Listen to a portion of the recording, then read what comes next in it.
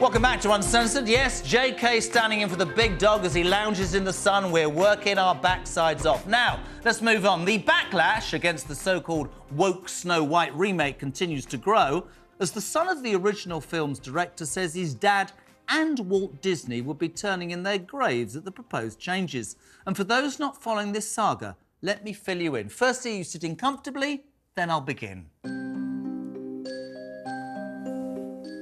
It all started when the character of Snow White, so called in the original cartoon because her skin was white as snow, was given to Rachel Zegler, a Latino actress. Then behind-the-scenes pictures were released that showed the iconic 7 dwarves had been replaced by 7 mostly averagely sized magical creatures. And finally, in a twist none of us saw coming, the new Snow White actress claimed that Prince Charming was, well, just a weird, creepy stalker whose scenes could well be cut from the final film. The end.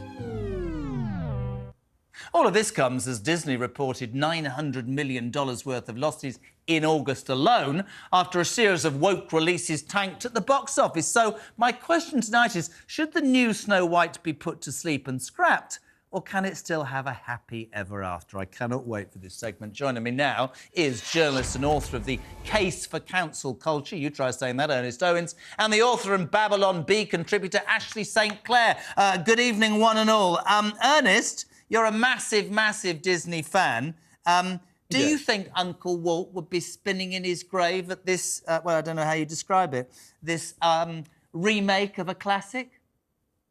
Absolutely not. I think that one of the things that Disney did well with his films was that he remade his own versions of films, of classic Disney films. I mean, really fairy tales that made them more Americanized for the audiences.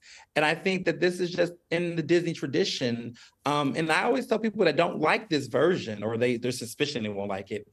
Listen, you can go to Disney Plus and you can watch the 1939 version of Snow White in the comfort of your own bedroom until your eyes bleed. But for some of us, like myself, I look forward to seeing this new reimagining of Snow White. And I think so many people need to just give it a shot. Can I just say, Ashley, and I'm probably, you know, I'm a bit old-fashioned. I'm nearly 60, even older than Piers. I just find suddenly Prince Charming's a stalker. Suddenly everything's changed. And whilst I understand that the world has changed, you know, my daughters and my kids tell me I'm an old bugger and whatever, but isn't it sad that everything, seriously, Ashley, is going to be scrapped? This is just symptomatic of a world, is it not, that says that anything classic is rubbish and we should modernise everything. They're hijacking our childhoods. I'm not sure why they're even calling it Snow White at this point. You're going to have no love story. You're changing the 7 dwarfs to 7 diverse magical beings. I think it's an absolute atrocity to hijack our childhoods in replace for this facade of progress. And as you know, Disney's doing this just to be quote unquote progressive when they're the least progressive company out there. It's all a facade.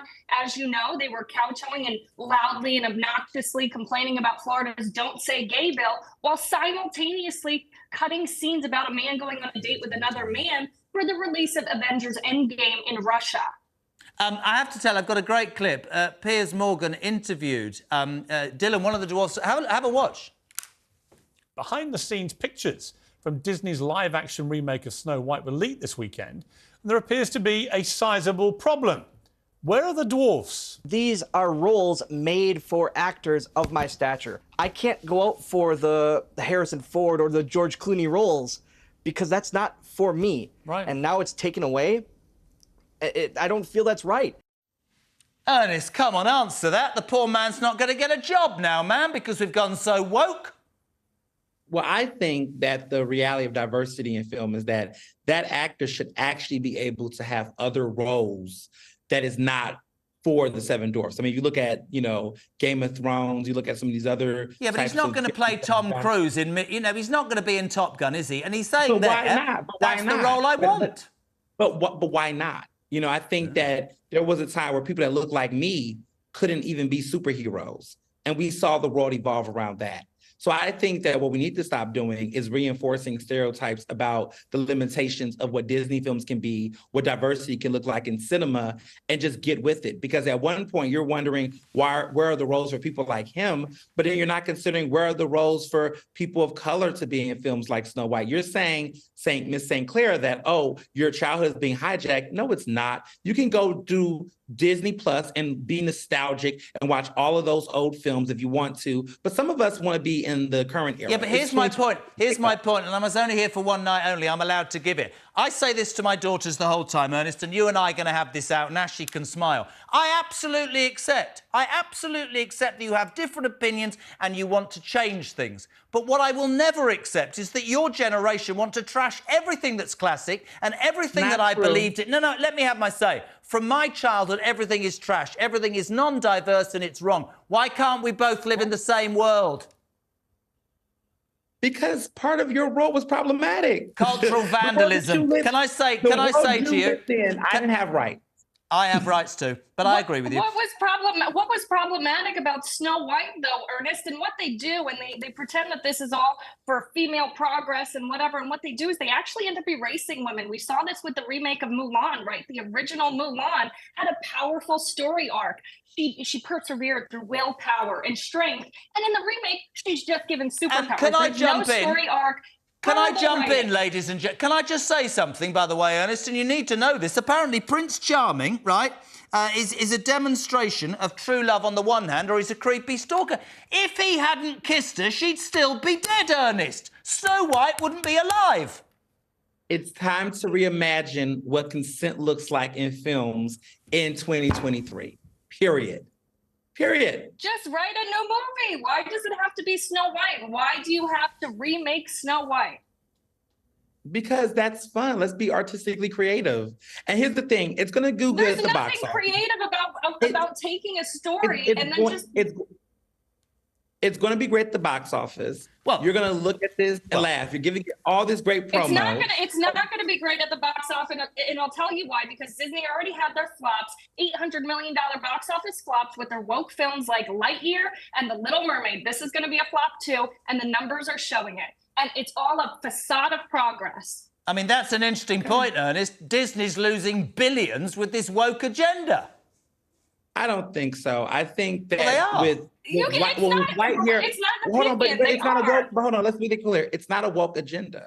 I can tell you why Lightyear did not do well, because I think in America, we're over, I think, a lot of that Toy Story remakes. That's why I think Lightyear didn't do well. You want to talk about The Little Mermaid? I think The Little Mermaid did okay. I think it did modestly well, in my opinion. But you have to acknowledge that there were people who had a different agenda against Ariel being a Black character, and that racism was undeniable, and that's what drove it. I don't think racism is going to play a role with Snow White as much, and I think it's going to be successful. But I think we need to say Barbie. This has been the highlight. They said Barbie was too woke, and now it's the highest grossing film for Warner Brothers Studios. So the far right keep pushing their agenda all they want, but the numbers show that people are interested in seeing diverse characters. There will be hits, there will be misses, but that doesn't mean that there's not a chance for. If I could sum up, my role is to listen to both sides. Nothing wrong with diversity. Completely agree with you, Ernest. But I also agree with Ashley when she says we shouldn't destroy, cancel, obliterate and slag off everything that has come from before. We will agree to disagree. Thank you both very much.